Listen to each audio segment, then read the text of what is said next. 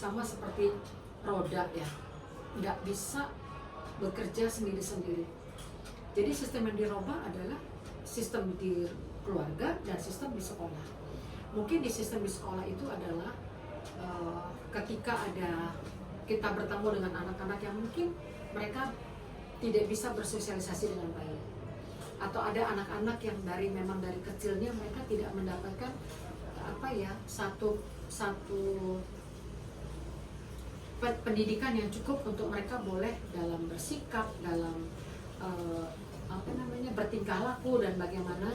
Karena begini loh, seseorang itu bisa dibully pertama karena memang dia memberi diri untuk dibully. Yang kedua, kenapa ada pembulian? Karena ada yang kuat, ada yang lemah. Nah, yang dibully itu kan pasti yang bisa untuk dilakukan pembulian oleh yang merasa dirinya kuat.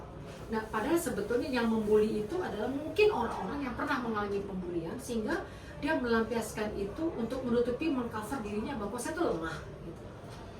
Nah, kalau menurut ibu pribadi, langkah pertama itu adalah tidak boleh ada kelompok-kelompok, tidak boleh ada semacam kayak kelompok ini, karena pembulian itu jarang dilakukan sendiri-sendiri, pasti dilakukan oleh satu kelompok terhadap individu begitu. Jadi kalau yang ditanya adalah sistemnya apa yang harus diperbaiki, ya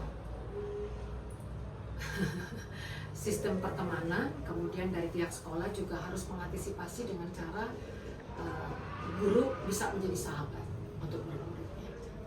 Selanjutnya pertanyaan keempat, menurut ibu tindakan pembulian itu disebabkan dari lingkungan keluarga atau lingkungan pertemanan yang kurang baik? Banyak ya, pembulian itu banyak faktor. Anak yang dari kecil tidak mendapatkan kasih yang cukup, tidak mendapatkan respect, orang tuanya hanya nuntut, mengeluarkan kata-kata kasar, apalagi kalau suka memukul. Sadar atau tidak disadari, itu akan membentuk karakternya. Dan itu tanpa dia sadari, dia akan lakukan kepada orang lain. Kita harus tahu bahwa hati yang terluka itu gampang sekali melukai orang lain. Tapi hati yang tidak terluka itu tidak akan melukai orang lain. Jadi kalau pertanyaannya apakah dari keluarga dan dari sekolah, bisa dari mana saja. Tapi bisa juga dari pertemanan. Tapi kalau untuk level-level anak remaja, itu memang yang paling banyak pengaruh adalah teman pergaulan. Kemudian yang kelima, ingin menjadi terkenal atau populer itu kadang dianggap sebagai salah satu penyebab seseorang membuli temannya. Apakah ibu setuju dengan hal itu? Membuli karena ingin populer. Tergantung ya di mana dia berada. Ibu sih yakin kalau di SMAK 1 ini seseorang itu dianggap populer bukan karena dia telah melakukan pembulian.